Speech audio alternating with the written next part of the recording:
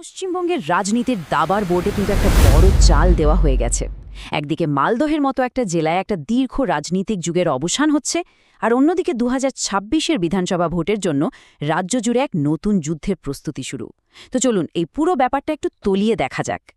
চলুন শুরু করা যাক এই সরাসরি চ্যালেঞ্জটা দিয়ে। এই একটা কথাতেই কিন্তু পশ্চিমবঙ্গের এখনকার রাজনৈতিক আবহাওয়াটা বেশ বোঝা যায়। লড়াইটা এখানে শুধু নীতি বা দলের নয়, লড়াইটা হয়ে দাঁড়িয়েছে ব্যক্তিত্বের আর প্রভাবেরও, একেবারে মুখোমুখি সংঘাত। আর এই ২০২৬কেই পাখির চোখ করে শাসক দল তৃণমূল কংগ্রেস আর প্রধান বিরোধী দল বিজেপির মধ্যে সংঘাতের পারদ চড়ছে। আসলে রাজ্যের ক্ষমতার হ্রাস কার হাতে থাকবে, এই প্রশ্নটাই এখন সবচেয়ে বড় হয়ে উঠেছে। তো এই যে এত বড় একটা রাজনৈতিক প্রেক্ষাপট, সেখান থেকে আমরা এবার ফোকাসটা একটু সরাবো একটা নির্দিষ্ট ঘটনার দিকে। এমন একটা ঘটনা যা মালদহ জেলার রাজনীতিতে একটা বিরাট শূন্যস্থান তৈরি করেছে। আর এর প্রভাব কিন্তু শুধু মালদহে সীমাবদ্ধ থাকবে না, পড়তে পারে গোটা রাজ্যেই। খবরটা হলো মালদহের রাজনীতিতে একটা বড়সড় শূন্যস্থান। স্থানীয় মানুষের কাছে অত্যন্ত জনপ্রিয় ডালুবাবু আর নেই। ওনার মৃত্যু শুধু একটা পরিবারের ক্ষতি নয়, এটা মালদহের রাজনীতিতে প্রায় ৫ দশকের একটা অধ্যায়ের সমাপ্তি। শুধু এই টাইমলাইনটা একবার দেখুন, কি বিশাল একটা কেরিয়ার। প্রথমে বিধায়ক, তারপর টানা ১৮ বছর সাংসদ, এমনকি কেন্দ্রীয় মন্ত্রীও হয়েছেন। প্রায় ৩ দশক ধরে মানুষের প্রতিনিধিত্ব করা, ভাবা যায়? এটাই কিন্তু ওনার প্রভাবের সবচেয়ে বড় প্রমাণ। কিন্তু ব্যাপারটা এখানেই শেষ নয়।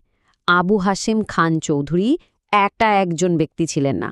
উনি ছিলেন মালদহের সেই বিখ্যাত খান চৌধুরী পরিবারের অংশ, যারা কয়েক প্রজন্ম ধরে জেলার রাজনীতিকে কার্যত নিয়ন্ত্রণ করে এসেছেন। তালিকাটা একবার দেখুন।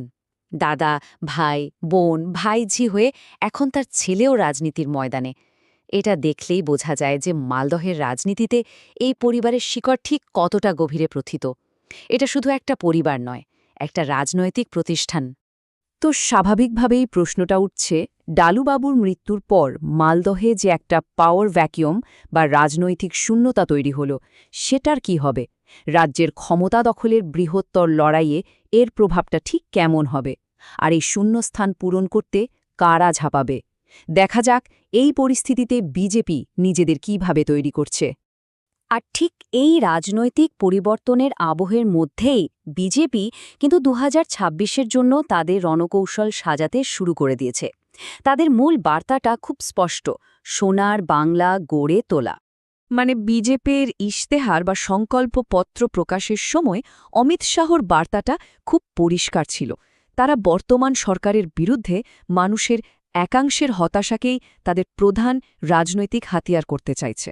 সহজ কথায় বার্তাটা হলো পরিবর্তনের সময় এসে গেছে। আচ্ছা, এই টেবিলটা কিন্তু খুব ইন্টারেস্টিং। এটা শুধু কয়েকটা প্রতিশ্রুতির লিস্ট নয়, এর পেছনে একটা পাকা রাজনৈতিক কৌশল আছে। দেখুন, একদিকে অনুপ্রবেশের মতো একটা স্পর্শকাতর বিষয় নিয়ে কড়া বার্তা দেওয়া হচ্ছে, আবার অন্যদিকে ডিএর মতো বিষয়ে সরকারি কর্মীদের পাশে থাকার আশ্বাস। অর্থাৎ যুব সমাজ, মহিলা, সরকারি কর্মী, সমাজের প্রায় সব অংশের ভোট টানার একটা পরিষ্কার চেষ্টা দেখা যাচ্ছে। আর এই সংখ্যাটা দেখুন, ১ কোটি। ভাবা যায়? ৫ বছরে ১ কোটি কর্মসংস্থানের সুযোগ। নিঃসন্দেহে এটা একটা বিশাল আর উচ্চাকাঙ্ক্ষী প্রতিশ্রুতি, যা বিশেষভাবে তরুণ ভোটারদের মনোযোগ টানার জন্যই তৈরি করা হয়েছে। তো ইস্তেহারের প্রতিশ্রুতির কথা তো হলো, কিন্তু আসল লড়াইটা তো হয় রাস্তায়, তাই না?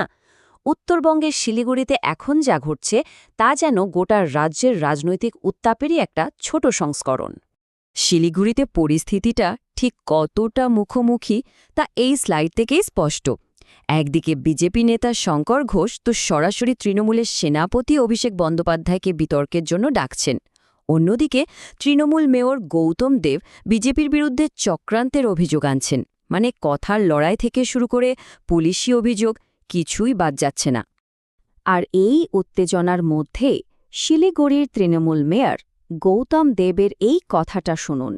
তার কথার মধ্যে একটা আসন্ন সংঘাতে স্পষ্ট ইঙ্গিত রয়েছে।